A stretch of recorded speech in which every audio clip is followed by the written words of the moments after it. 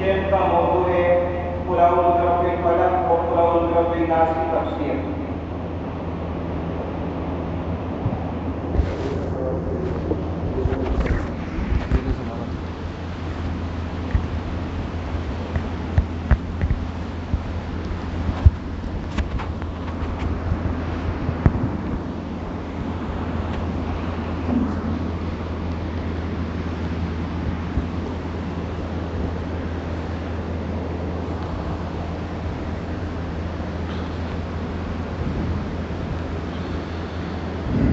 نحمده ونصلي على رسوله الكريم اما بعد اعوذ بالله من الشيطان الرجيم بسم الله الرحمن الرحيم قل اعوذ برب الفلق من شر ما خلق ومن شر غاسق اذا وقب ومن شر النفاثات في العقد ومن شر حاسد اذا حسد۔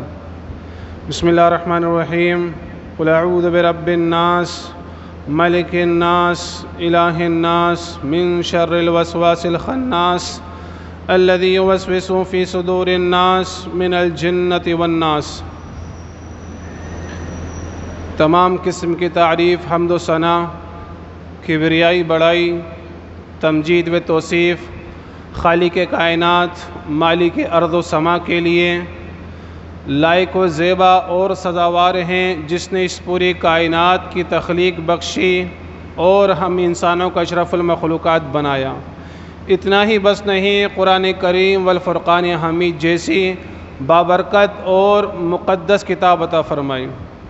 حمد و ثنا کے بعد درود و سلام نازل ہو خاتم النبیین جناب محمد الرسول اللہ صلی اللہ علیہ وسلم پر، آپ کے آل و اصحاب پر۔ اللہم صلی علی محمد وعلی آل محمد کما صلیت علی ابراہیم وعلی آل ابراہیم انکا حمید مجید۔ اللہم بارک علی محمد وعلی آل محمد کما بارکت علی ابراہیم وعلی آل ابراہیم انکا حمید مجید۔ آج کے ہمارے اس درس کا جو موضوع اور عنوان ہے وہ ہے تفسیر سورہ فلق اور سورہ ناس۔ اللہ رب العالمین سے دعا گو ہوں رب العالمین مجھے حق بات کہنے اور ہم سب کو اس پر عمل کرنے کی توفیق عطا فرمائے۔ رب اشرح لی صدری ویسر لی امری واحلل عقدۃ من لسانی یفقہوا قولی ربی زدنی علما ربی زدنی علما ربی زدنی علما آمین۔ معزز سامعین اور سامعات، سورہ فلق اور سورہ ناس یہ قرآن کریم کی آخری دو سورہ ہیں، یعنی سورہ ناس پر آ کر قرآن کریم ختم ہو جاتا ہے سورہ فاتحہ سے شروع ہو کر۔ یہ دو صورتیں اپنی تلاوت کے اعتبار سے تو بہت چھوٹی ہیں، بہت مختصر ہیں، لیکن معنی اور مفہوم اور فضیلت کے اعتبار سے یہ بہت بڑی صورت ہے۔ یہاں تک کہ ان دونوں صورتوں کی فضیلت اللہ کے نبی جناب محمد رسول اللہ صلی اللہ علیہ وسلم اپنی زبان مبارک سے ارشاد فرماتے ہیں۔ عقبہ بن عامر رضی اللہ عنہ راوی حدیث ہیں، فرماتے ہیں اللہ کے نبی جناب محمد رسول اللہ صلی اللہ علیہ وسلم نے ارشاد فرمایا، اللہ کے نبی جناب محمد رسول اللہ صلی اللہ علیہ وسلم سے فرماتے ہیں میری ملاقات ہوئی تو آپ صلی اللہ علیہ وسلم نے مجھے سلام میں پہل کی، یعنی عقبہ بن عامر سے پہلے اللہ کے نبی صلی اللہ علیہ وسلم نے عقبہ بن عامر کو سلام کی۔ اس کے بعد فرمایا اللہ کے نبی صلی اللہ علیہ وسلم نے اے عقبہ بن عامر، کیا میں تجھے بہترین 3 صورتوں کی تعلیم نہ دوں جس کی مثل نہ تو تورات میں کوئی صورت تھی، نہ انجیل میں کوئی صورت تھی، نہ زبور میں کوئی صورت تھی، نہ قرآن کریم میں ان 2 صورتوں کے علاوہ کوئی صورت ہے۔ عقبہ بن عامر رضی اللہ عنہ کہتے ہیں اللہ کے نبی جناب محمد رسول اللہ صلی اللہ علیہ وسلم میری ذات آپ کے اوپر قربان، ضرور اللہ کے نبی صلی اللہ علیہ وسلم مجھے بتائیے وہ کون سی سورہ ہیں۔ اللہ کے نبی جناب محمد رسول اللہ صلی اللہ علیہ وسلم نے وہ سورہ ارشاد فرمایا اور فرمایا قل هو اللہ احد قل اعوذ برب الفلق اور قل اعوذ برب الناس۔ یہ تینوں عظیم سورہ ہیں اور یہ سورہ ایسی ہیں نہ تو اس کی مثل تورات میں ملتی ہے، نہ انجیل میں ملتی ہے، نہ زبور میں ملتی ہے، نہ قرآن کریم کے اندر ان 3 صورتوں کے علاوہ کوئی صورت ایسی ہیں جیسی یہ 3 صورتیں ہیں۔ اس کے بعد اللہ کے نبی صلی اللہ علیہ وسلم نے عقبہ بن عامر کو نصیحت کی، کہا اے عقبہ بن عامر تم ان صورتوں کو لازم پکڑ لو، صبح شام ان تینوں صورتوں کی تم تلاوت کرو 3 مرتبہ، اور جب تم ان کی تلاوت کرو گے تو تمہارے لیے یہ تینوں صورتیں کافی ہو جائیں گی۔ عقبہ بن عامر کہتے ہیں اللہ کے نبی جناب محمد رسول اللہ صلی اللہ علیہ وسلم نے جب سے مجھے یہ نصیحت کی ہے تب سے میں نے اللہ کے نبی صلی اللہ علیہ وسلم کی نصیحت کو نہیں بلایا ہے، اور کوئی دن اور کوئی رات ایسی نہیں گزری جس میں میں نے یہ تینوں صورتوں کی تلاوت نہ کی ہو۔ اسی طرح اللہ کے نبی جناب محمد رسول اللہ صلی اللہ علیہ وسلم نے ایک دوسری حدیث میں، یہ مسند احمد کی روایت تھی، سنن نسائی کی روایت میں اللہ کے نبی صلی اللہ علیہ وسلم ارشاد فرماتے ہیں، حضرت ابن عابس عقبہ بن عابس رضی اللہ عنہ راوی حدیث ہیں، فرماتے ہیں اللہ کے نبی جناب محمد رسول اللہ صلی اللہ علیہ وسلم نے فرمایا اے ابن عابس کیا میں تمہیں نہ بتاؤں، اے ابن عابس کیا میں تمہیں نہ بتاؤں ایسی چیز جس کے ذریعے سے پناہ لینے والے پناہ لیتے ہیں اور وہ سب سے بہترین ہے، اس سے بڑھ کر کوئی پناہ لینے والی چیز نہیں ہے۔ عقبہ بن عابس نے کہا کہ اللہ کے نبی صلی اللہ علیہ وسلم ضرور بتائیے۔ اللہ کے نبی جناب محمد رسول اللہ صلی اللہ علیہ وسلم نے سورہ فلق اور سورہ ناس قل اعوذ برب الفلق قل اعوذ برب الناس ارشاد فرمائی اور فرمایا ان 2 صورتوں سے بہترین پناہ دینے والی، سیکیورٹی دینے والی، حفاظت کرنے والی، اللہ کے امان میں دینے والی، اللہ کی حفاظت میں دینے والی کوئی صورتیں نہیں ہیں۔ یہ فضیلت ان صورتوں کی۔ اسی طرح حضرت عبداللہ بن خبیب رضی اللہ عنہ کی حدیث ہے، سنن ابو داؤد کی حدیث ہے، فرماتے ہیں کہ ایک رات بہت زبردست بارش ہوئی اور وہ بارش کالی بارش تھی، جس طرح کبھی کبھی ہوتا ہے کہ آندھی اور طوفان کے ساتھ بارش ہوتی ہے تو گھٹا ٹوپ اندھیرا چھا جاتا ہے، گھٹا ٹوپ ظلمات ہوتے ہیں، اندھیرے ہوتے ہیں۔ کہا ایک رات اس قدر بارش ہوئی اندھیرا چھا گیا، اتنا سخت اندھیرا کہ اللہ کے نبی صلی اللہ علیہ وسلم کو ہم تلاش کرنے لگے کہ اللہ کے نبی صلی اللہ علیہ وسلم کہاں ہیں۔ اللہ کے نبی کو ہم نے تلاش کیا، اللہ کے نبی صلی اللہ علیہ وسلم کو ہم نے پا لیا۔ اللہ کے نبی جناب محمد رسول اللہ صلی اللہ علیہ وسلم نے ہم سے دریافت کیا کہ تم نے نماز پڑھ لی ہے؟ انہوں نے جواب میں کچھ نہیں کہا، یعنی اتنے خوف زدہ تھے اس آندھی اور طوفان والی بارش سے، اس کالی بارش سے، کالی آندھی سے اتنے خوف زدہ تھے کہ ان سے الفاظ نہیں ادا ہو رہے تھے، یہاں تک کہ اللہ کے نبی جناب محمد رسول اللہ صلی اللہ علیہ وسلم نے ان کی کیفیت دیکھ کے کہا قل کہو، تو اس کے بعد بھی ان کے زبان سے کوئی الفاظ نہیں نکلے۔ پھر اللہ کے نبی نے کہا قل کہو، پھر بھی ان کے زبان سے الفاظ نہیں نکلے۔ پھر اللہ کے نبی نے تیسری مرتبہ کہا قل کہو، پھر حضرت خبیب رضی اللہ عنہ نے کہا اللہ کے نبی صلی اللہ علیہ وسلم میں کیا کہوں، میں کیا پڑھوں؟ اللہ کے نبی جناب محمد رسول اللہ صلی اللہ علیہ وسلم نے ارشاد فرمایا تم پڑھو قل اعوذ برب الفلق اور قل اعوذ برب الناس، یعنی اللہ کے نبی صلی اللہ علیہ وسلم نے ان دونوں صورتوں کی تعلیم دی اس پرفتن رات کے اندر، اور فرمایا اللہ کے نبی جناب محمد رسول اللہ صلی اللہ علیہ وسلم نے کہ جو کوئی ان دونوں صورتوں کو رات کے اندر تلاوت کر لیتا ہے اس کے لیے یہ دونوں صورتیں حفاظت کے لیے کافی ہو جاتی ہے، وہ اللہ کی امان میں اور اللہ کی پناہ میں آ جاتا ہے۔ تو یہ دونوں صورتوں کی فضیلت جو اللہ کے نبی جناب محمد رسول اللہ صلی اللہ علیہ وسلم نے احادیث کے اندر بیان کی، یہ دونوں صورتیں اللہ رب العالمین کی جانب پناہ دینے والی صورتیں ہیں۔ آج ہر کوئی پریشان حال ہے، آج ہر کوئی تکلیف کے اندر مبتلا ہے، بیماری کے اندر مبتلا ہے، رنج و علم کے اندر، غم کے اندر، اسی طریقے سے جو ہے تمام مصیبتوں میں اور مشکلات کے اندر گھرا ہوا ہے، اور ہر شخص چاہتا ہے کہ اس کی حفاظت کی جائے، اس کی رہنمائی کی جائے، اسے تمام جن شیاطین نظر بد سے، حاسدوں کے حسد سے اس سے محفوظ رکھا جائے۔ تو میرے بھائیوں یاد رکھیے اللہ کے امان کے اندر آنے کے لیے، اللہ کی پناہ میں آنے کے لیے، اللہ کی سیکورٹی کے اندر آنے کے لیے سب سے بہترین یہ دونوں صورتیں ہیں، سب سے بہترین صورت ہے۔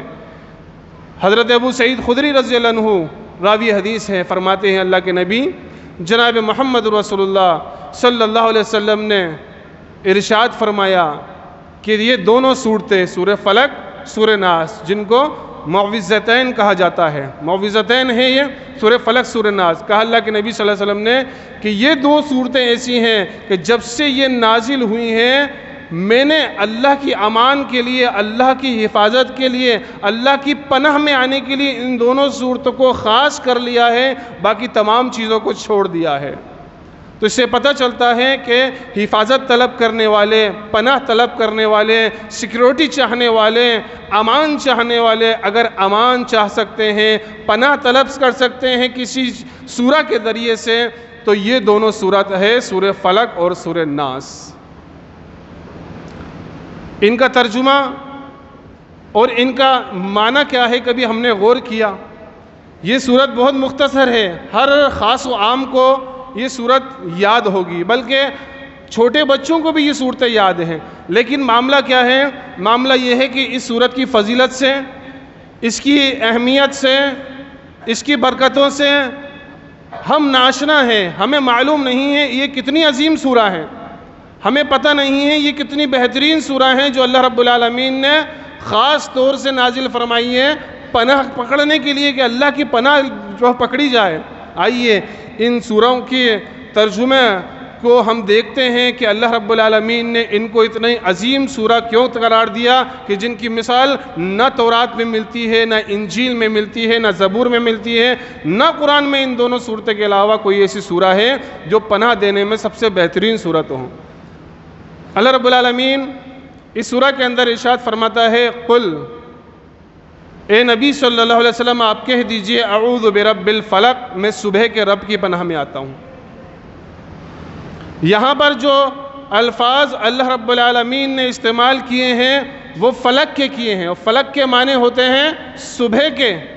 قل اعوذ برب الفلق، میں پناہ میں آتا ہوں کس کی؟ صبح کے رب کی۔ اور رب کون؟ ہمیں پالنے والا، ہماری پرورش کرنے والا، ہمارا مالک، ہمارا حاکم، ہمارا مربی۔ اس رب کی صفت سے ہم اسے پکار کر اور پھر حوالہ دیتے ہیں کہ صبح کا رب۔ تو صبح کا رب کیوں کہا گیا یہاں پر؟ صبح کا رب اس لیے کہا گیا یہاں پر کہ جتنے بھی شریر کام ہوتے ہیں، چوری ڈکیتی سے لے کر زنا کاری، بدکاری، اسی طریقے سے جادو ٹونا منتر تنتر، یہ جتنے بھی عمل کیے جاتے ہیں یہ رات کی اندھیروں میں کیے جاتے ہیں، یہ ظلمات کے اندر بیٹھ کر کیے جاتے ہیں۔ کوئی غاروں کے اندر عمل کر رہا ہے جادو کا، کوئی پہاڑوں کی چٹانوں میں عمل کر رہا ہے جادو کا، کوئی اندھیری کوٹری میں بیٹھ کر خبیث عمل کر رہا ہے۔ تو یہ عمل زیادہ تر کب ہوتے ہیں؟ رات کے اندر۔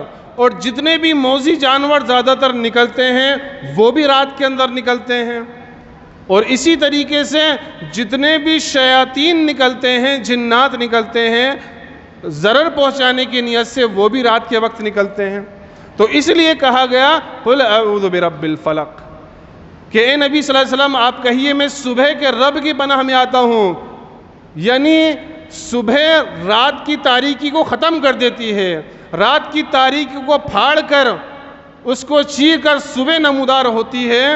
تو جتنے بھی شیاطینی عمل ہیں، خبیث عمل ہیں جو رات کی تاریکی کے اندر کیے جاتے ہیں، ان سب کو ختم کرنے کے لیے، ان سب کو باطل کرنے کے لیے، ان سب کو پھاڑ کر حق کی روشنی نکالنے کے لیے یہ آیت کریمہ، یہ سورہ بہت ہی زیادہ مؤثر ہے، کیونکہ اس کی سٹارٹنگ اللہ رب العالمین نے ایسی کی ہے، قل اعوذ برب الفلق، میں صبح کے رب کی پناہ میں آتا ہوں، من شر ما خلق، ہر اس چیز کے شر سے جو اللہ تو نے پیدا کی ہے۔ اب اللہ رب العالمین کی پیدائش کیسی ہے؟ اللہ نے کتنی مخلوق کو پیدا کیا؟ اللہ رب العالمین نے انسانوں کو پیدا کیا، جناتوں کو پیدا کیا، فرشتوں کو پیدا کیا، پرندوں کو پیدا کیا، چرندوں کو پیدا کیا، سمندر کی مخلوق کو پیدا کیا، ریت کے ذروں کے اندر رہنے والی مخلوق اللہ رب العالمین نے پیدا کی۔ اللہ رب العالمین نے جنت کو بھی پیدا کیا اور جہنم کو بھی پیدا کیا۔ تو یہ جو جملہ ہے من شر ما خلق، کہ ہر اس چیز کے شر سے اے اللہ میں تیری پناہ میں آتا ہوں جو تو نے پیدا کی ہیں۔ تو جتنی بھی چیزیں ہیں جن کو اللہ رب العالمین نے پیدا کیا ہے اور جن میں شر پایا جاتا ہے، اب شر کس میں پایا جاتا ہے؟ انسانوں میں شر پایا جاتا ہے، جناتوں میں شر پایا جاتا ہے، جانوروں میں شر پایا جاتا ہے، یہ سارے ایسی مخلوق ہے جن میں شر پایا جاتا ہے۔ اور پھر جہنم کی آگ، یہ بھی اللہ کی، جہنم یہ بھی اللہ کی مخلوق ہے، تو اس سے بھی پناہ طلب کر رہے ہیں اللہ رب العالمین کی، اس سے بھی پناہ میں آ رہے ہیں، اور تمام جناتوں سے، تمام شیاطین سے، تمام موذی زہریلے جانوروں سے، تمام درندوں سے ہم اللہ کی پناہ میں اس آیت کریمہ کے ذریعے سے آ جاتے ہیں۔ من شر ما خلق ومن شر غاسق اذا وقب، اور اندھیری رات کے شر سے جب اس کا اندھیرا پھیل جائے، اے اللہ ہم تیری پناہ میں آتے ہیں۔ یعنی اندھیری رات ہے اور اس کے اندر جو شر ہے اس سے کون پناہ دے گا؟ اللہ رب العالمین۔ اور پناہ دینے کا طریقہ کیا ہے؟ وہ کلمات کیا ہے؟ وَمِن شَرِّ غَاسِقٍ اِذَا وَقَبَ، اندھیری رات کے شر سے جب اس کا اندھیرا پھیل جائے، اے اللہ میں تیری پناہ میں آتا ہوں۔ اب اللہ کے نبی جناب محمد رسول اللہ صلی اللہ علیہ وسلم کی مشہور حدیث ہے کہ جب سورج غروب ہوتا ہے، یعنی دن جاتا ہے اور رات آنے لگتی ہے، تو نبی صلی اللہ علیہ وسلم فرماتے ہیں کہ تم اپنے کھڑکی دروازے بسم اللہ کہہ کر بند کر لو، اپنے بچوں کو اندر لے لو، کھڑکی دروازے بسم اللہ کہہ کے بند کر لو، کھانے پینے کے برتن بسم اللہ کہہ کے ڈھانپ دو۔ کیوں؟ کیونکہ اس وقت شیطان نکلتے ہیں، وہ وقت شیاطین کا نکلنے کا ہے۔ اگر ہمیں اس وقت کے اندر نکلنے کی ضرورت پڑ گئی اور ہم اس وقت میں نکلے، یا ہمارے بچے اس وقت میں نکلے کسی بھی ضرورت کے تحت، تو اب ہم اس شر سے کس طرح سے پناہ میں آئیں گے؟ اس سے کیسے بچیں گے ہم؟ اس شیاطین کے سر سے جو اللہ کے نبی خود فرما رہے کہ شیاطین نکلتے ہیں، تم کھڑکی دروازے بسم اللہ کہہ کے بند کر لو، کھانے کے پینے کے برتن ڈھانپ دو۔ تو یہی آیت کریمہ وَمِن شَرِّ غَاسِقٍ اِذَا وَقَبَ، اندھیری رات کے شر سے جب اس کا اندھیرا پھیل جائے، اے اللہ میں تیری پناہ میں آتا ہوں۔ وَمِن شَرِّ النَّفَّاثَاتِ فِي الْعُقَدِ، اور گرہ کے اندر پھونک مارنے والیوں کے شر سے اے اللہ میں تیری پناہ میں آتا ہوں۔ یعنی گرہ کے اندر پھونک مارنے والا عمل، یہ خاص عمل اللہ رب العالمین ذکر کر رہا ہے، اور یہ عمل کیا ہے؟ یہ عمل جادو کا عمل ہے۔ جو جادوگر جادو کا عمل کرتے ہیں وہ گراہیں بانا کرتے ہیں، پھونک مار کر ڈوری لیتے ہیں اور ڈوریوں کے اندر وہ گراہیں لگاتے ہیں، یہ جادو کا عمل کہلاتا ہے۔ تو اس خاص جادو کے عمل سے اگر ہم اللہ کی پناہ میں آتا چاہتے ہیں اور جادو سے ہم حفاظت چاہتے ہیں، یا جادو ہو گیا ہے تو علاج چاہتے ہیں، تو یہی صورت ہے، یہی سورہ فلق، سورہ ناس، اور خاص طور سے یہی آیت کریمہ کہ جس کے اندر خاص جادوگروں کے عمل کا ذکر کیا گیا، وَمِن شَرِّ النَّفَّاثَاتِ فِي الْعُقَدِ، اور گرہ میں پھونک مارنے والیوں کے شر سے اللہ میں تیری پناہ میں آتا ہوں جب وہ گرہ میں پھونک ماریں۔ اب جادو کیا ہے؟ جادو برحق ہے، اللہ نے قرآن میں اس کا ذکر کیا ہے اور اللہ کے نبی صلی اللہ علیہ وسلم نے احادیث میں بھی اس کا ذکر کیا ہے، یہ شے موجود ہے، اور خود جناب محمد رسول اللہ صلی اللہ علیہ وسلم کے اوپر بھی جادو کیا گیا۔ صحیح بخاری کی روایت ہے، حضرت ام عائشہ رضی اللہ عنہا راوی حدیث ہیں، فرماتی ہیں اللہ کے نبی جناب محمد رسول اللہ صلی اللہ علیہ وسلم ایک مرتبہ بیمار ہوئے۔ اللہ کے نبی صلی اللہ علیہ وسلم ایک مرتبہ بیمار ہوئے، اور بیماری ایسی تھی کہ اللہ کے نبی صلی اللہ علیہ وسلم کبھی کبھی بھول جایا کرتے تھے کہ میں نے یہ کام کیا یا نہیں کیا، یا میں اپنی بیوی کے پاس گیا یا نہیں گیا، یعنی اللہ کے نبی کو شبہ ہو جاتا تھا۔ اللہ کے نبی صلی اللہ علیہ وسلم 6 مہینے تک اس کیفیت کے اندر رہے، 6 مہینہ۔ آج ہماری بیماری 10 سے 15 دن کی ہوتی ہے، ہمارا صبر ٹوٹ جاتا ہے اور ہم شرک کی طرف چلے جاتے ہیں۔ ہماری بیماری سے پناہ حاصل کرنے کے لیے ہم غیر اللہ کی پناہ میں آ جاتے ہیں، ہم شیاطین کی پناہ لینے لگتے ہیں، تعویذ، گنڈے، ڈورے، منکے، چھلے، ان کی پناہوں میں آ جاتے ہیں۔ اللہ کے نبی 6 مہینے تک اس سے متاثر رہے۔ فرماتے ہیں اللہ کے نبی صلی اللہ علیہ وسلم، عائشہ فرماتی ہیں کہ اللہ کے نبی نے فرمایا ہے کہ ایک رات میں نے اپنے رب سے بہت دعا کی۔ اب اللہ کے نبی فرما رہے ہیں کہ ایک رات میں نے اپنے رب سے بہت دعا کی، اب خود اللہ کے نبی صلی اللہ علیہ وسلم اتنے زیادہ عبادت گزار کہ آپ جیسی عبادت کوئی کر نہیں سکتا، آپ جیسا تقوی کسی کا ہو نہیں سکتا، آپ جتنا اللہ سے کوئی ڈر نہیں سکتا۔ سب سے زیادہ اللہ سے ڈرنے والے، سب سے زیادہ متقی پرہیزگار، سب سے زیادہ عبادت کرنے والے، اور وہ کہہ رہے ہیں ایک رات میں نے اپنے رب سے بہت دعا کی۔ تو ہمیں کیا پتہ چلتا ہے، یہاں سے کیا تعلیم ملتی ہے؟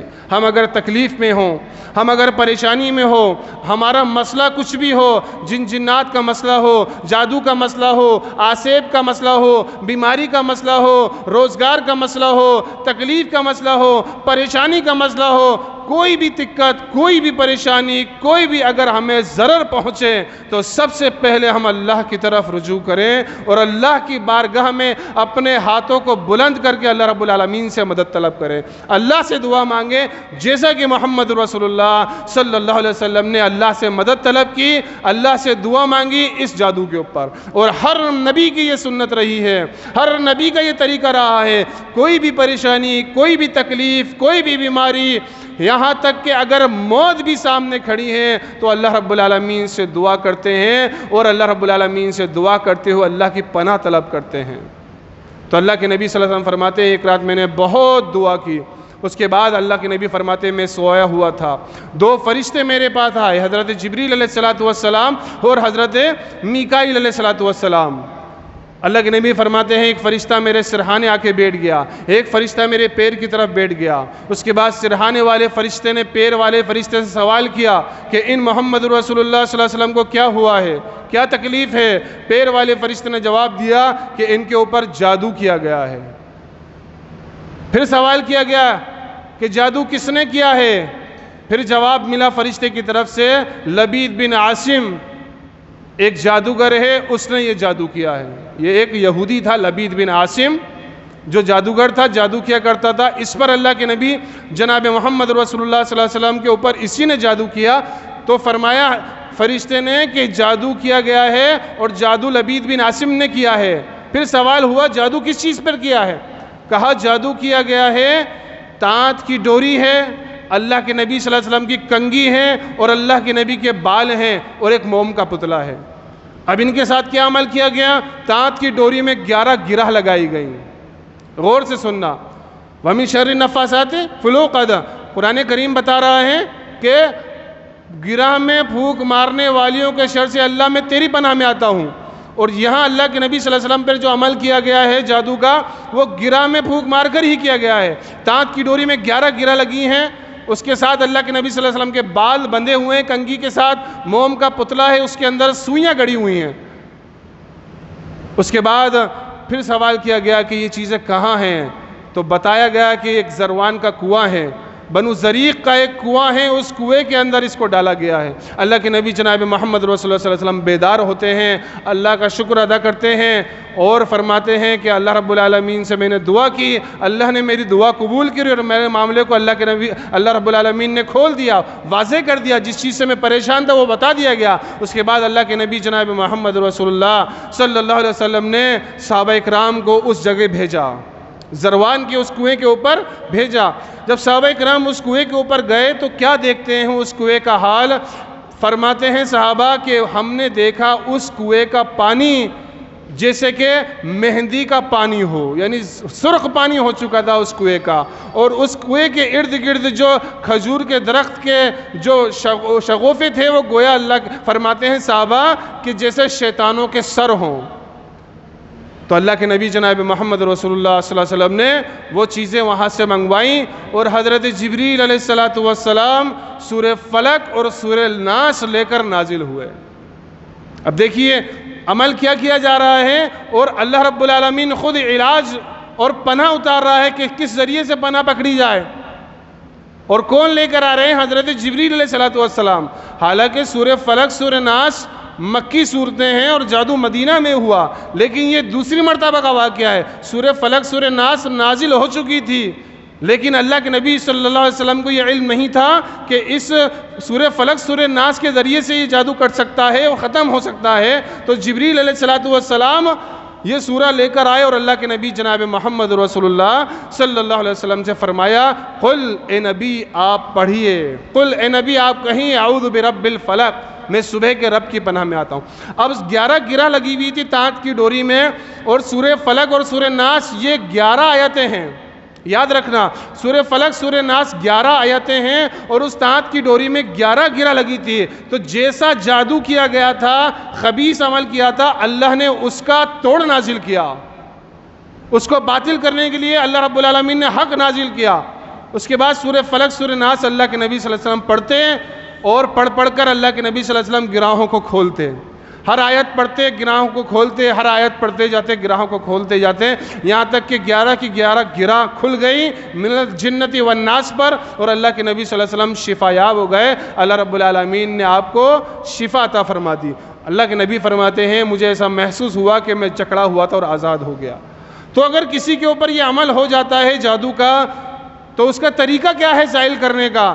وہ اللہ رب العالمین خود نازل کر رہا ہے، حضرت جبریل علیہ السلام کو دے کر بھیج رہا ہے۔ تو اگر کوئی اس تعلق سے پریشان ہے، مصیبت زدہ ہے، بیماری لاحق ہو چکی ہے اس کے اوپر، تو وہ سورہ فلق سورہ ناس کے ذریعے سے اللہ کی پناہ طلب کریں، اللہ کی پناہ پکڑیں، اور اللہ کی جب وہ پناہ ان صورتوں کے ذریعے سے کرے گا، تو پھر جب اللہ کے نبی جناب محمد رسول اللہ صلی اللہ علیہ وسلم کو اللہ نے شفا دے دی، تو ہمیں بھی اللہ ضرور شفا دے گا۔ جبکہ اللہ کے نبی پہ جو جادو کیا گیا تھا وہ یہودی کا جادو تھا، اور یہودی کا جادو آج بھی مشہور ہے۔ سب سے سخت جادو کرنے والے اگر کوئی ہیں تو وہ یہودی ہیں، یاد رکھیے۔ سب سے سخت جادو کے اندر اگر کوئی ہے وہ یہودی ہیں، اور کب سے؟ آج سے نہیں، حضرت موسیٰ علیہ السلام، حضرت داؤد علیہ السلام، حضرت سلیمان علیہ السلام اس زمانے سے یہ جادوگری کے اندر مہارت حاصل رکھتے تھے، اور یہ جادو کا عمل اس زمانے سے کیا کرتے تھے۔ اللہ رب العالمین نے سورہ بقرہ آیت نمبر 102 کے اندر انہی کا تذکرہ کرتے ہوئے فرمایا وَاتَّبَعُوا مَا تَتْلُو الشَّيَاطِينُ عَلَى مُلْكِ سُلَيْمَانَ وَمَا كَفَرَ سُلَيْمَانَ، اور اس چیز کے پیچھے لگ گئے جس کو شیاطین سلیمان علیہ السلام کی حکومت میں پڑھا کرتے تھے۔ وَمَا كَفَرَ سُلَيْمَانَ، اور سلیمان علیہ السلام نے کفر نہیں کیا تھا۔ یعنی یہودیوں کا یہ ماننا تھا کہ سلیمان علیہ السلام بھی جادوگر ہیں جیسا کہ وہ جادوگر تھے، اور سلیمان علیہ السلام نعوذ باللہ جو حکومت کر رہے ہیں جناتوں پر، شیاطین پر، چرند اور پرند پر، ہواؤں پر، وہ نعوذ باللہ جادو کے زور سے حکومت کر رہے ہیں۔ تو اللہ نے اس کی تردید کی، اس کا رد کیا، اور فرمایا وما کفر سلیمان، اپنے پیغمبر کی، اپنے نبی کی پاک دامنی کو بیان کیا اور ایمان کو بیان کیا کہ سلیمان علیہ السلام نے کفر نہیں کیا۔ وَلَكِنَّ الشَّيَاطِينَ كَفَرُوا، وہ کفر شیطانوں کا تھا، يُعَلِّمُونَ النَّاسَ السِّحْرَ، وہ لوگوں کو جادو سکھاتے تھے، اور کفر کیا تھا؟ کفر جادو کا عمل تھا۔ تو یہودی ایکسپرٹ رہے ہیں جادو کرنے میں، پچھلی امتوں سے لے کر آج تک، اور اللہ کے نبی کا اوپر جو بھی جادو کیا گیا، حضرت سفیان ثوری فرماتے ہیں یہ سب سے سخت جادو تھا۔ جادو کے قسموں میں جو قسمیں ہوتی ہیں ان میں سب سے سخت قسم کا جادو اللہ کے نبی پہ کیا گیا، لیکن کتنا اثر ہوا کہ کبھی کبھی کوئی چیز بھول جایا کرتے تھے۔ اور ایک نکتہ یہ بھی یاد رکھنا، جو جادوگر جادو کا عمل کرتے ہیں وہ آپ کے بال کو لے کر، آپ کے ناخنوں کو لے کر، آپ کے جسم کے کپڑے جو پہنے ہوئے کپڑے ہیں اس کو لے کر، آپ کے پیر کی چپل یا جوتے کو لے کر، آپ کے پیر کی چپل یا جوتے کی مٹی کو لے کر، ان کے ذریعے سے جادو کیا جاتا ہے، جیسا کہ اللہ کے نبی صلی اللہ علیہ وسلم کے بال لے کر، آپ کی کنگھی لے کر جادو کیا گیا۔ تو اگر ہم ایسے چنگلوں کے اندر، ایسے لوگوں کے اندر پھنس چکے ہیں جو ایسی چیزیں طلب کرتے ہیں، تو یاد رکھیں وہ جادوگر ہیں، وہ کاہن ہیں، وہ نجومی ہیں، وہ شیطانوں سے پناہ طلب کرتے ہیں۔ وہ آپ کو اللہ کی پناہ میں نہیں دیں گے، وہ آپ کو شیطانوں کی پناہ میں دیں گے۔ تو ان سے بچنے کی ضرورت ہے، اور سب سے بڑی پہچان ان کی یہ ہے کہ مریض اگر کوئی ہے، جادو سحر یا آسیب زدہ اگر کوئی ہے، تو اس کی ماں کا نام ضرور پوچھیں گے۔ جو آپ کو شیطان کی پناہ میں دینے والے ہیں وہ ماں کا نام ضرور پوچھیں گے، اور ماں کا نام پوچھنے کی واحد وجہ یہی ہے کہ وہ آپ کو اللہ کی پناہ میں نہیں، وہ آپ کو شیطان کی جنات کی پناہ میں دیں گے، وہ آپ کو اپنے موکل کے پناہ میں دیں گے۔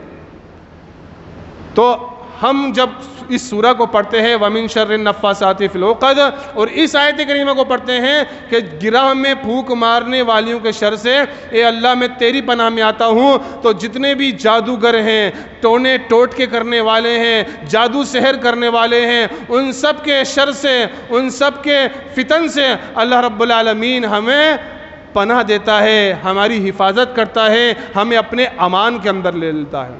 اسی طرح یہ جو عمل ہے گرہ میں پھونک مارنے کا، یہ جو شرعی عمل ہے، یہ آج ہمارے مسلمان بھائی بھی انجام دیتے ہیں۔ گاہے بگاہے دیکھا جاتا ہے کہ کتنے ہی نام نہاد مولوی جو داڑھی ٹوپی میں، کرتے پجامے میں مصلوں پر نظر آئیں گے، لیکن عمل کیا کریں گے؟ اللہ اکبر، عمل کریں گے، ایک کالی ڈوری لیں گے، ایک کالا دھاگا لیں گے اور اس کے اندر گرہ باندھیں گے۔ کس کے ذریعے سے؟ سورہ رحمان کے ذریعے سے، سورہ واقعہ کے ذریعے سے، سورہ یاسین کے ذریعے سے، خود سورہ فلق، سورہ ناس کے ذریعے سے۔ ہم نے خود دیکھا، ایک بھائی سے جب پوچھا گیا کہ یہ ڈوری جو گرہ باندھی ہوئی ہے یہ کس چیز کی ڈوری ہے؟ کہا اس میں ہمارے لیے سورہ فلق، سورہ ناس پڑھی گئی ہے۔ جس سورہ کے اندر گرہ باندھنا شیطانی عمل قرار دے دیا گیا، حرام عمل قرار دے دیا گیا، اسی سورہ سے گرہ باندھی جا رہی ہے۔ اور کون باندھ رہا ہے؟ وہ نام نہاد مولوی۔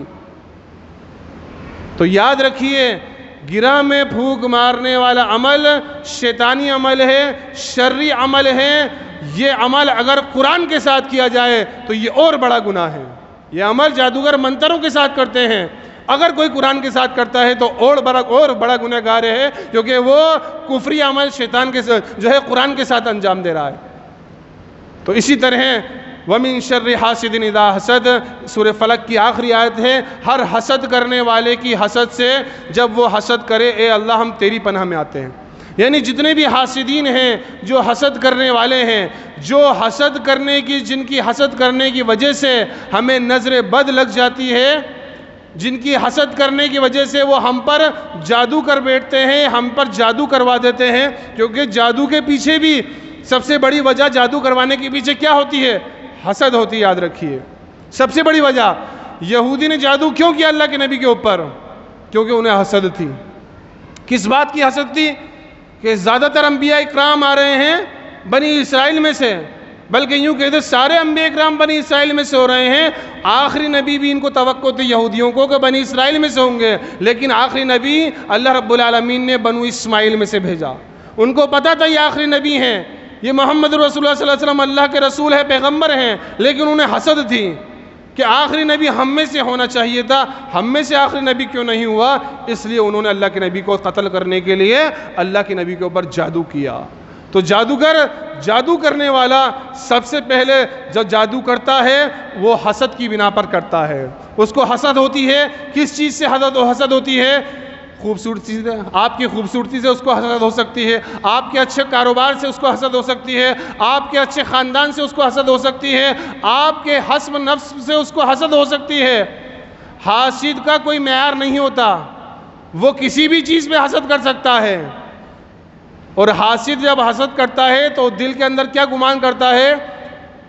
اس سے یہ نعمت چھن جائے، اس سے یہ نعمت چھن جائے اور مجھے مل جائے، یا کہتا ہے کہ اس سے یہ نعمت مجھے ملے نہ ملے، اس سے تو چھن جائے۔ پھر جب یہ ہوتا ہے کہ وہ حسد کرتا ہے اور جو ہے سامنے والی کی نعمت کا جو ہے یہ ارادہ کرتا ہے کہ وہ زوال پذیر ہو جائے، وہ ختم ہو جائے، اس سے بات نہیں بنتی ہے، تو پھر اس کے اندر یہ دعا کرتا ہے کہ اللہ مجھے دے نہ دے، اس سے تو چھین لے، مجھے برداشت نہیں ہو رہا۔ جب یہ بھی اللہ رب العالمین نہیں کرتا ہے تو پھر وہ کھڑا ہوتا ہے جادو کرانے کے لیے، پھر وہ سحر کرواتا ہے، پھر وہ جادو کرواتا ہے۔ اور کن کے پاس کرواتا ہے؟ یہی ماں کا نام پوچھنے والے، اپنے باڈی کے جو ہے بال، ناخن، کپڑا، چپل، پیر کی مٹی لینے والے، انہی کے پاس جاتے ہیں اور جادو سحر کرواتے ہیں۔ تو وَمِن شَرِّ حَاسِدٍ اِذَا حَسَدَ ہر حسد کرنے والے کے حسد سے جب وہ حسد کرے میں اللہ تیری پناہ میں آتا ہوں۔ جتنے بھی حاسدین ہیں جو حسد کر کر ہمیں نظر بد لگانے کی کوشش کرتے ہیں یا ہم پر جادو ٹونا کرنے کی کوشش کرتے ہیں، ان سب سے کون پناہ دے گا؟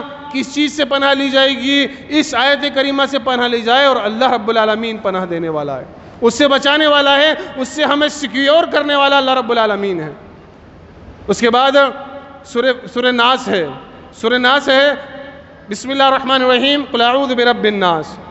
اے نبی صلی اللہ علیہ وسلم آپ کہہ دیجئے میں قل اعوذ برب الناس لوگوں کے رب کی پناہ میں آتا ہوں. الہ الناس لوگوں کے معبود کے. قل اعوذ برب الناس ملک الناس لوگوں کے مالک کی پناہ میں، بادشاہ کی پناہ میں جو کہ اللہ رب العالمین ہے. الہ الناس لوگوں کے معبود کی پناہ میں. من شر الوسواس الخناس اور اس خناس کے شر سے، اس پیچھے ہٹنے والے کے شر سے جو کہ وسوسہ ڈالتا ہے اور پیچھے ہٹ جاتا ہے. اللہ میں تیری پناہ میں آتا ہوں. یعنی شیطان کو خناس کیا کہا گیا ہے؟ شیطان کا کیا عمل دخل ہوتا ہے؟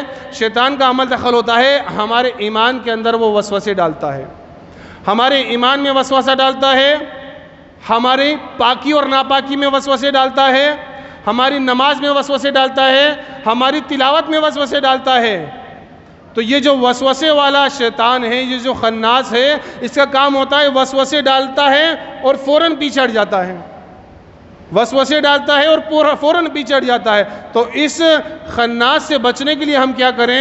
یہ سورہ فلق سورہ ناس ہے. بعض لوگ شکایت بھی کرتے ہیں کہ ہمیں نماز کے اندر اتنے خیالات آتے ہیں کہ ہم پریشان ہو جاتے ہیں، بلکہ ہمیں پتہ ہی نہیں ہوتا کہ ہم نے نماز کتنی پڑھی اور نماز میں کیا پڑھا. تو اس کی 2 کیفیت ہے، یاد رکھیے اس کی 2 کیفیت ہے. اکثر ہر انسان کے ساتھ ایسا ہوتا ہے، الا ماشاءاللہ کچھ لوگ اس سے بچے ہوئے ہوں، کہ ان کو نماز کے اندر وسوسے آتے ہیں. اور وسوسے کون ڈالتا ہے؟ یہی شیطان وسوسے ڈالتا ہے. یہی شیطان جو ہے خناس وسوسہ ڈال کر کتنی رکعت پڑھی کتنی نہیں پڑھی وسوسہ ڈالتا ہے، پیچھے ہٹ جاتا ہے، پھر انسان پریشان ہونے لگتا ہے. یا پھر ہم امام کے پیچھے قرات سن رہے ہیں، قرآن کریم کی تلاوت سن رہے ہیں، ہمارے ذہن کہیں اور لے جائے گا اور کہیں اور لے جا کر ایسی باتیں یاد دلائے گا جو ہمیں بنا نماز کے بھی یاد نہیں تھی. وہ نماز میں وہ ساری باتیں، کس سے کس کا کتنا پیسہ لینا ہے، کس کو ادھار دیا تھا، کس کو کیا مال دیا تھا، وہ سب نماز میں آ جاتا ہے. تو اللہ کے نبی صلی اللہ علیہ وسلم نے اس کا بھی عمل بتایا کہ فوری طور پر تو یہ عمل کیا جائے ہاتھوں ہاتھ نماز کے اندر ہی، کہ جیسے ہی اس طرح کے وسوسے آئیں اعوذ باللہ من الشیطان الرجیم پڑھیں اور 3 مرتبہ لیفٹ ہینڈ پر تھتکاریں، یعنی چھینٹیں ہوں، تھو کر کے ایسے تھتکاریں لیفٹ ہینڈ پر نماز کی حالت میں. پھر جہاں سے نماز چھوڑی تھی وہیں سے اس کو واپس شروع کر دیا جائے. اور ایک عمل اللہ کے نبی صلی اللہ علیہ وسلم نے نماز کے بعد بتایا، ان دونوں صورتوں کا خاص طور سے عمل، سورہ اخلاص، سورہ فلق اور سورہ ناس. ہر نماز کے بعد اللہ کے نبی صلی اللہ علیہ وسلم نے تعلیم دی کہ ہر نماز کے بعد ان تینوں سوروں کو پڑھا جائے، اور فجر کے بعد اور مغرب کے بعد 3 مرتبہ پڑھا جائے، اور رات کو بستر پہ جانے کے بعد بھی اس کو 3 مرتبہ پڑھا جائے. لیکن رات کو بستر پہ جانے کے وقت میں ایک عمل اللہ کے نبی نے زائد بتایا، وہ یہ بتایا کہ اپنے دونوں ہتھیلیوں کو ملا لیا جائے، سورہ اخلاص، سورہ فلق، سورہ ناس کو پڑھا جائے اور تھتکارا جائے، اور تھتکارنے کے بعد اپنے پورے جسم پر جہاں تک ہاتھ جاتا ہے پھیر لیا جائے. پھر دوبارہ سورہ اخلاص، سورہ فلق، سورہ ناس پڑھی جائے، پھر اسی طرح تھتکارا جائے اور ہاتھ پھیرا جائے، پھر دوبارہ سورہ اخلاص، سورہ فلق، سورہ ناس پڑھی جائے اور اسی طرح تھتکارا جائے اور ہاتھ پھیرا جائے. یہ رات کا عمل اللہ کے نبی نے بتایا. تو جب ہم سورہ فلق، سورہ ناس اور سورہ اخلاص یہ عمل جب ہم کریں گے مضبوطی کے ساتھ، ہر نماز کے ساتھ، نماز کی پابندی کے ساتھ، یاد رکھیے نماز کی کتنی ہی پابندی نہ ہو اگر، تو ہم کتنے ہی سورہ فلق، سورہ ناس پڑھ لیں، 21 مرتبہ پڑھ لیں، 51 مرتبہ پڑھ لیں یا 101 مرتبہ پڑھ لیں، لیکن نمازوں کی پابندی نہیں ہے تو یہ آپ کو سیکیور نہیں کر سکتی، یہ آپ کو اللہ کی پناہ میں نہیں دے سکتی. یہ سورہ کب اللہ کی پناہ میں دیں گی؟ جب آپ نمازی ہوں گے، جب نماز کی پابندی کریں گے تب اللہ کی پناہ میں. کیونکہ یہ سورہ اللہ نے کے نبی نے کب بتائی؟ نماز سے پہلے پڑھو، نماز کے بعد پڑھو. اس کا مطلب نماز سب سے پہلی حفاظت ہے، اس کے بعد یہ سورہ آپ کو اللہ کی پناہ کے اندر دے گی. تو یہ جو وسوسوں والا عمل ہے، ایک تو یہ عمل ہے کہ ہر انسان کو عام اور خاص کو آتا ہے. ایک خاص وسوسہ ہوتا ہے کہ انسان بالکل لا علم ہو جائے اس نے کیا پڑھا اور کتنی رکعتیں پڑھی. جیسا کہ حضرت عثمان بن ابی العاص، ایک صحابی رسول جن کو اللہ رب العالمین، اللہ کے نبی صلی اللہ علیہ وسلم نے طائف بھیجا تھا اور طائف کے اندر عامل مقرر کیا تھا. عثمان بن ابی العاص اپنا واقعہ خود بیان کرتے ہیں کہ میں طائف کے اندر مقرر تھا، میں نماز کے اندر بھولنے لگا اور اتنا زیادہ بھولنے لگا کہ مجھے پتہ ہی نہیں ہوتا تھا میں نے نماز کتنی پڑھی اور میں نے نماز میں کیا پڑھا. یہ دوسری کیفیت ہے، یہ بہت کم لوگوں کو ہوتی ہے، یہ دوسری کیفیت بہت کم لوگوں کو ہوتی ہے کہ مجھے پتہ ہی نہیں کیا پڑھ رہا ہوں، اور نہ مجھے یہ پتہ کہ کتنی نماز پڑھی۔ میں نے سفر کیا اللہ کے نبی صلی اللہ علیہ وسلم کی طرف، میں نے مدینہ منورہ کی طرف سفر کیا، اللہ کے نبی صلی اللہ علیہ وسلم کے پاس پہنچا، اور اللہ کے نبی صلی اللہ علیہ وسلم کے پاس جب پہنچا تو اللہ کے نبی نے دیکھ کر کہا کہ کیا تم عثمان بن ابی العاص ہو؟ کہا اللہ کے نبی میں وہی ہوں۔ کہا کیسے آنا ہوا؟ تو میں نے طائف میں مقرر کر رکھا تھا، کس لیے آئے؟ کہ اللہ کے نبی صلی اللہ علیہ وسلم ایک چیز ہے جو مجھے بہت پریشان کر رہی ہے۔ کیا مسئلہ ہے؟ کہ اللہ کے نبی میں جب نماز پڑھتا ہوں تو مجھے پتہ نہیں ہوتا میں نماز میں کیا پڑھ رہا ہوں، نہ یہ پتہ ہوتا ہے میں نے کتنی رکعتیں پڑھی۔ اللہ کے نبی صلی اللہ علیہ وسلم نے فرمایا کہ تیرے ساتھ شیطان ہے۔ تیرے ساتھ کون ہے؟ شیطان ہے۔ ایک تو کون تھا؟ وسوسہ ڈال کے پیچھے ہٹنے والا تھا، اور ایک یہ شیطان ہے جو پورا قابض ہونا چاہتا ہے انسان کے اوپر، پورا کنٹرول کرنا چاہتا ہے۔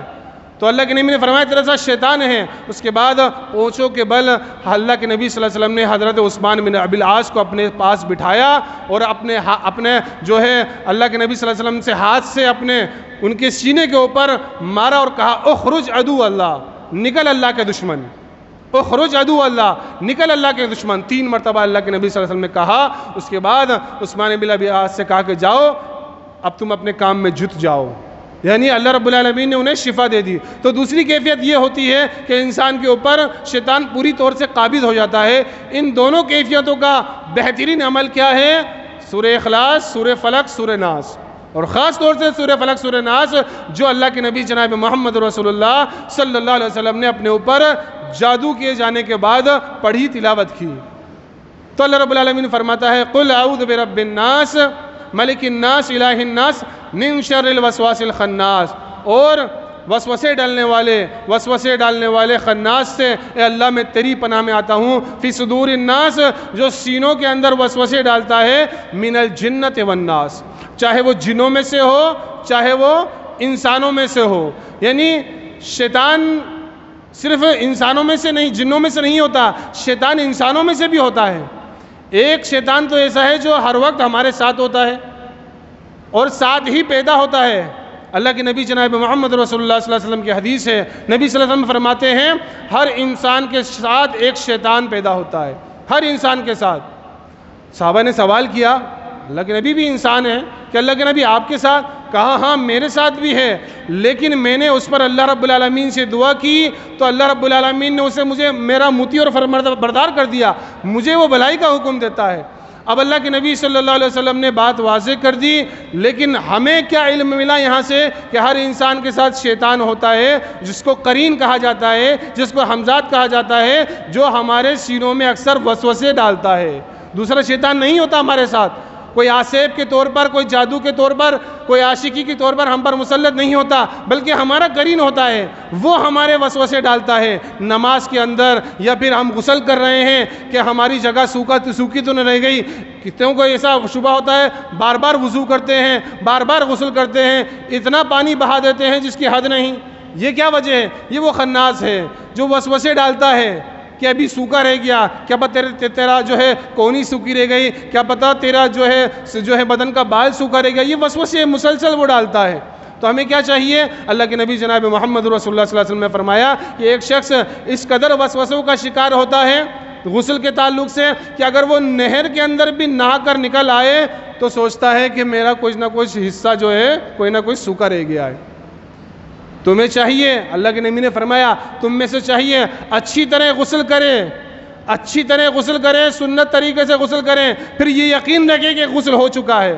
یقین بھی رکھنا ضروری ہے، اگر صرف شک ہی شک میں مبتلا رہے تو یہ شک ہمیں کفر تک لے جائے گا، یہ شیطان ہمیں کافر کر کے چھوڑ سکتا ہے۔ تو شک ہی شک میں مبتلا نہ ہو، اللہ کے نبی نے فرمایا اچھی طرح غسل کریں، سنت طریقے سے غسل کریں، اور پھر یقین کریں کہ ہاں غسل ہو گیا ہے، پورا بدن گیلا ہے، اور دعا پڑھ لیں۔ اسی طرح وضو میں بھی وسوسہ ڈالتا ہے تو اچھی طرح سے وضو کریں، پھر یقین کریں۔ جب تک یقین نہیں کرو گے، جب تک آپ کا نہ تو غسل اور نہ وضو مکمل ہو سکتا ہے، شیطان بار بار وسوسے ڈالتا ہی رہے گا۔ تو اس کے وسوسے میں نہ آئے، زیادہ وسوسے آئیں تو یہی عمل کریں، اعوذ باللہ پڑھ کر لیفٹ ہینڈ پر 3 مرتبہ تھتکار دیں، تو انشاءاللہ وہ وسوسہ نماز کے اندر سے یا پھر غسل کے تعلق سے یا وضو کے تعلق سے، یا آپ پاک ہیں یا ناپاک ہیں اس تعلق سے وہ وسوسہ چلا جائے گا۔ کیونکہ ہم اگر وسوسے میں آتے رہیں گے تو یاد رکھیے وسوسہ کیا ہے؟ وہ شک ہے۔ تو ایمان اور شک جو ہے ایک جگہ جمع نہیں ہوتے، شک آئے گا ایمان چلا جائے گا، تو ہمارے ایمان کو بھی اس سے خطرہ ہو جاتا ہے، تو زیادہ شک کرنے سے بچیں، اور اگر وسوسہ آتا ہے تو اعوذ باللہ پڑھ کر لیفٹ ہینڈ پر 3 مرتبہ تھتکار دیں۔ تو اللہ کے نبی اللہ رب العالمین نے جو آخری میں فرمایا من الجنۃ والناس، کہ میں اللہ کی پناہ میں آتا ہوں، کس سے؟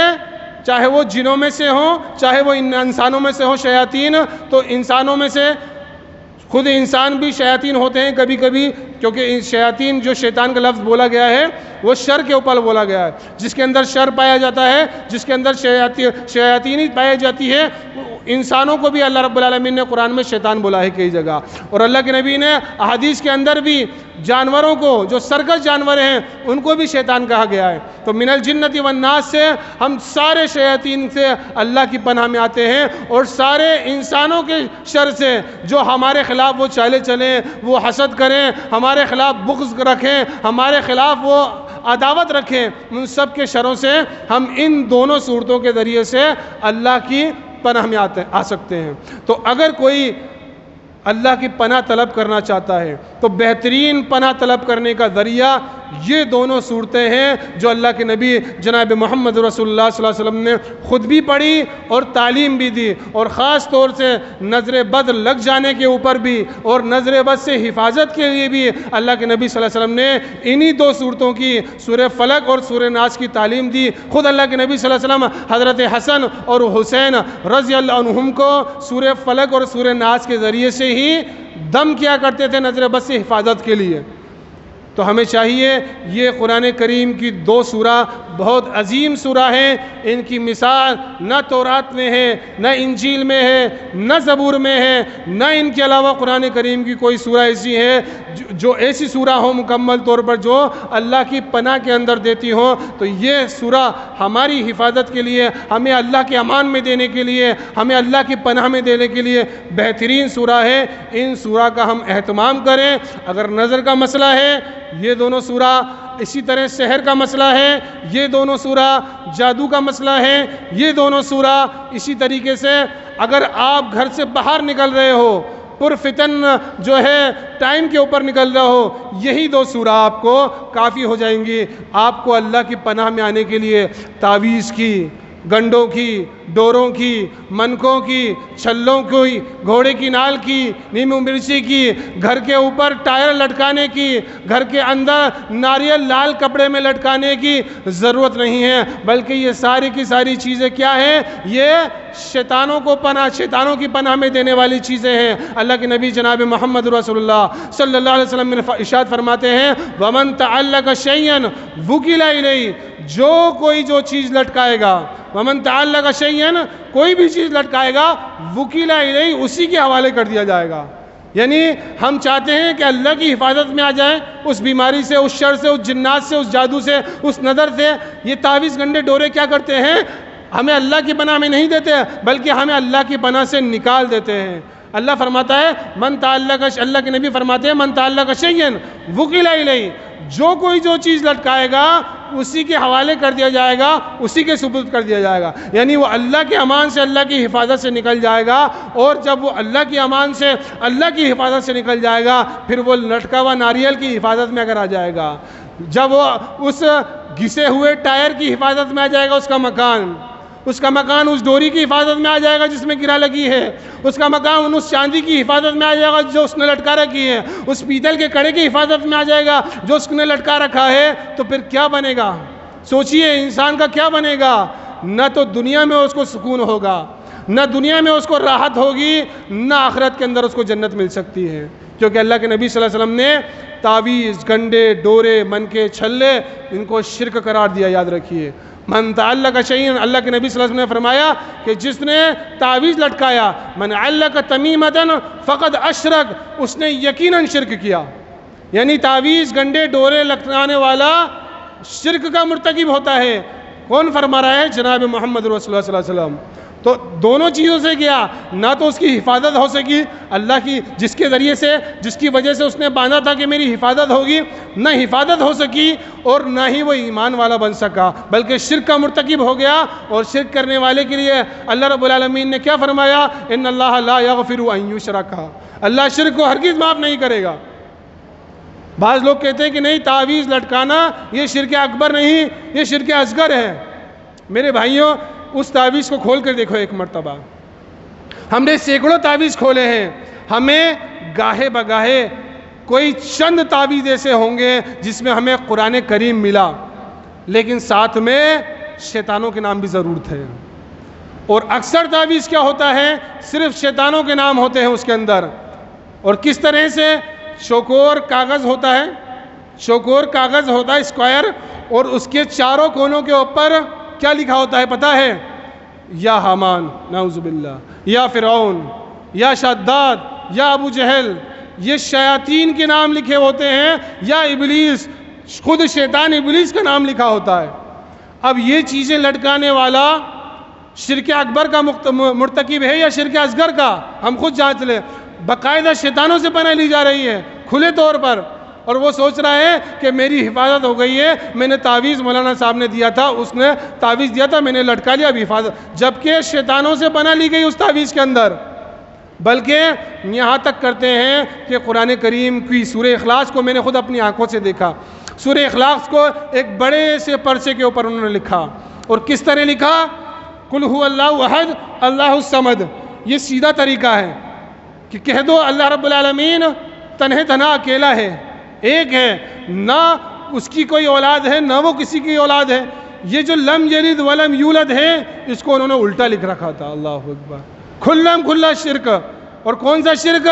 تکاد السماوات یتفطرن منہ وتنشق الارض وتخر الجبال حدا، کہ آسمان پھٹ پڑے، زمین ٹکڑا ٹکڑا ہو جائے، پہاڑ ریزہ ریزہ ہو جائیں، وہ اللہ رحمان کی اولاد ثابت کرتے ہیں۔ اس نے اس طرح سے سورہ اخلاص کو لکھا کہ معنی یہ بن رہا تھا کہ اللہ کی بیٹے بھی ہے اور بیٹا بھی ہے، اللہ کو جنا گیا ہے اور اللہ خود جنا گیا ہے۔ اللہ اکبر۔ تو یہ یاد رکھیے، جتنے بھی تعویذ گنڈے ڈورے ہوتے ہیں، ہم نے خود اپنے آنکھوں سے مشاہدہ کیا ہے، سب کے اندر یا تو شیاطین کے نام ہوتے ہیں، یا قرآن ہوتا ہے تو الٹا قرآن کو لکھ دیتے ہیں، یا پھر کوئی آیت کہیں فٹ کر دیتے ہیں، کوئی آیت کہاں فٹ کر دیتے ہیں، یا پھر آیت الکرسی ہوتی ہے ساتھ میں اپنے کفریہ کلمات بھی چپکا دیتے ہیں۔ تو یاد رکھیے، یہ جتنے بھی تعویذ گنڈے ڈورے من کے چھلے اگر ہم نے پہن رکھے ہیں اور ہم ان کو پہننا جائز سمجھتے ہیں، تو سب سے پہلے تو ہم اللہ کی بارگاہ میں توبہ کریں، کیونکہ یہ ایسی چیزیں ہیں کہ اللہ کی حفاظت سے نکل جاتے ہیں۔ دوسری چیز، ہم شرک کے مرتکب ہیں، ہم اللہ سے توبہ کریں، یہ شرک ہے۔ تیسری چیز، اس کو اتار کر کھول کر ضرور دیکھیں اس کے اندر کیا ہے۔ اور اگر تھوڑا پرانا ہو گیا، اگر تعویذ اگر پرانا ہو گیا تو پھر آپ کو کچھ نہیں ملے گا اس میں، صرف میل اور کچیل ہاتھ میں آئے گا، میل اور کچیل ہاتھ میں آئے گا، نہ کچھ لکھا ہوا ملے گا، نہ کچھ اس کے اندر آپ کو موجود ملے گا۔ تو اللہ رب العالمین سے میں دعا کرتا ہوں، رب العالمین ہمیں سورہ فلق، سورہ ناس کو سمجھنے کی اور اس کے مطابق عمل کرنے کی توفیق عطا فرما۔ اللہ رب العالمین پورے قرآن کریم کو ہمیں پڑھنے کی، سمجھنے کی اور اس پر عمل کرنے کی توفیق عطا فرمائے۔ اللہ رب العالمین جن جنات سے، نظر بد سے، جادو سے اللہ ہم سب کی حفاظت فرمائے۔ اللہ رب العالمین ہمیں ان دونوں سوروں کے ذریعے سے اپنی پناہ کے اندر، اپنے امان کے اندر اللہ رب العالمین ہمیں لے لیں۔ اللہ رب العالمین ہم میں جو بھی گنہگار ہیں، خطا کار ہیں، اللہ ہم تمام کے گناہوں کو معاف فرما دیں۔ اللہ رب العالمین ہم میں جو بھی مقروض ہیں ان کے قرضے کی ادائیگی کی سبیل نکال دے۔ اللہ رب العالمین ہم میں جو بھی ایسے ہیں جو سحر زدہ ہیں یا آصف زدہ ہیں، جن کو نظر بد لگی ہے، اے اللہ ان کے سحر کو تو ختم کر دے، اللہ ان کی نظر بد کو تم ختم کر دے، اللہ ان کے آصف کی تکلیف کو تو ختم کر دے۔ اللہ رب العالمین جو بھی بھائی روزگار سے پریشان ہیں، کاروبار سے پریشان ہیں، اے اللہ تو ان کو حلال کاروبار عطا فرما، اللہ ان کے روزگار میں برکت عطا فرما۔ اللہ رب العالمین دنیا کے اندر بھی اور آخرت کے اندر بھی اللہ ہمیں کامیاب عطا فرما، اور اللہ رب العالمین ہم سب کو جنت الفردوس میں اکٹھا فرما دے۔ آمین۔ وآخر الدعوانا ان الحمد للہ رب العالمین، والسلام علیکم ورحمۃ اللہ وبرکاتہ۔